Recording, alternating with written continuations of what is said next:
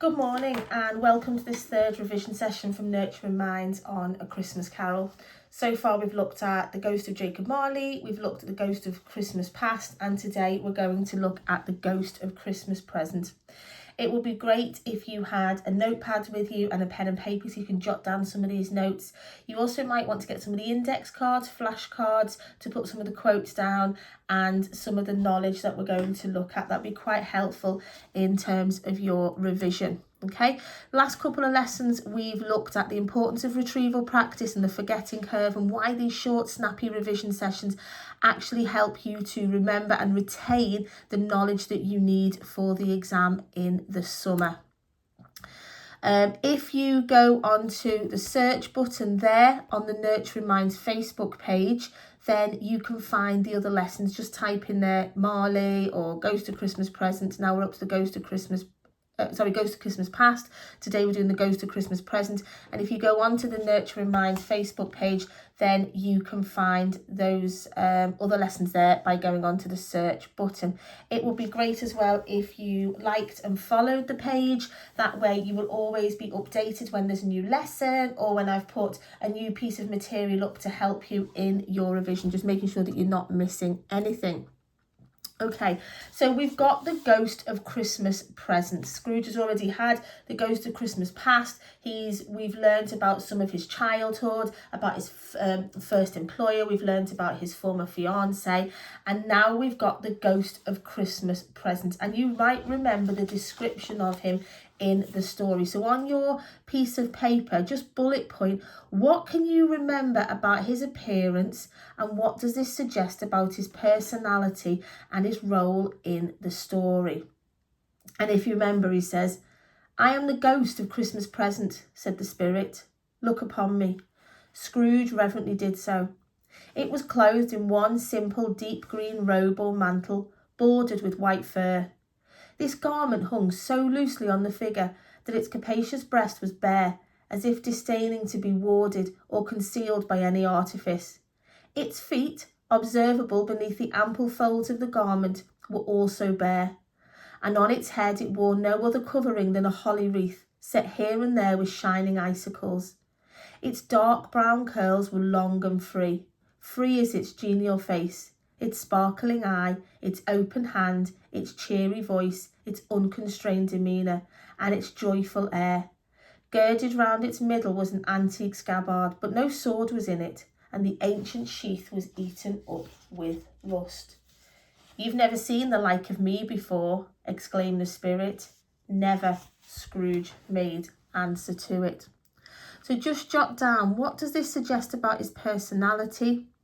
And what else can you remember about the Ghost of Christmas Present? So just press pause while you do that. Okay. His appearance, we know that he's compassionate.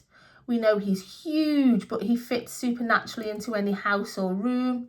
We know that he takes Scrooge to see the various Christmas celebrations. He reveals those important figures of ignorance and want, and we'll do a separate revision lesson on ignorance and want, but they're quite key to this story. He's vibrant, he's jovial, he's got this crown of holly with icicles on. He's dressed in a green robe lined with white fur, and the torch he carries, he uses that to sprinkle blessings on people, particularly the poor. And I've borrowed this from a Twinkle lesson. If you've got a Twinkle account, it's actually really helpful for all of your story, all of the text that you're doing, and you're in lots of practice papers on English language and English literature. You can get, I think, an individual membership to Twinkle, and I would recommend doing that. They have lots and lots of practice material on there for you to do. But the image here talks about the torch that he carries, his bare chest, his throne made of food, his outstretched open hand, and his holly wreath and long flowing hair. So what aspects of Christmas do each of the above symbolise? So again, just press pause and jot that down on your piece of paper. Okay, so what do each of these symbolise? And so the torch is his generosity, his celebration. He's got this unlimited love and compassion coming from his open heart. There's an abundance, a plentiful supply of food. The idea of being welcoming and friendly at Christmas, and the crown of thorns there is a reference to Jesus and the origins of the Christmas festival. Christian festival rather, sorry. Okay. Why did Charles Dickens include this ghost? What is his function? Why is he important? He educates Scrooge about how Christmas can be celebrated even in extreme poverty, and he takes us and he sees people. We've got the miners, we've got the people in the lighthouse, and we've got the families who are in poverty, and despite the fact they haven't got all the trappings and all the wealth, they are having a fabulous Christmas. It educates Scrooge about how it can be celebrated. It reminds the reader that ignorance and want lies beneath the surface of Victorian life. This ghost warns Scrooge if Scrooge doesn't listen to these ghosts and doesn't learn his lessons, Tiny Tim may die. Until now, we know that Scrooge, he didn't really care at all about poor people. He described them as surplus population, but we're starting to see more of a change in Scrooge with each ghost. The spirit said that Scrooge's life may be more worthless than that of Tiny Tim and others like him. And we see that Scrooge has actually got genuine concern for Tiny Tim, and it teaches him that poor are real people. They're not just surplus population. They're not idle people. They're real people. We see Scrooge being taken to Fred's Christmas party, which is full of happiness and laughter, but also Scrooge see there that he's the source of resentment and ridicule. But Fred says that he actually feels sorry for Scrooge because his behaviour is only hurting himself. We've got this quote at the when we first hear about the ghost of Christmas present. A strange figure called him by his name and bade him enter. He obeyed. And why is this key? What do we learn from this? We know that this ghost is dominant. This is tying in with the theme of supernatural. It's a strange figure. Shows that these ghosts are supernatural as they're strange to people. Scrooge obeyed this ghost. It shows that he's fearful of what the ghost might bring with it. He called him by his name. So it might feel quite eerie. He knew his name. There's this familiarity there that you might not expect. And Scrooge's personality, Scrooge contrasts with the personality of the ghost of Christmas present. How does his personality contrast? So just press pause and jot down what you can remember. How does the ghost of Christmas present's personality contrast with Scrooge's?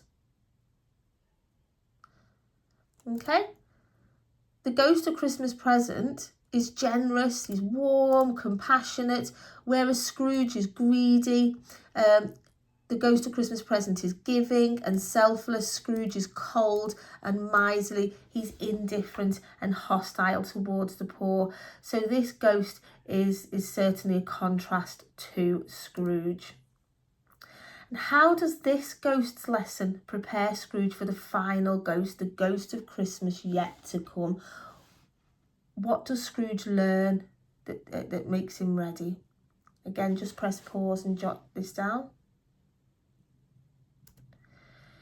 We see Scrooge developing empathy for others, and the places that he takes him exposes Scrooge to the lives of ordinary people.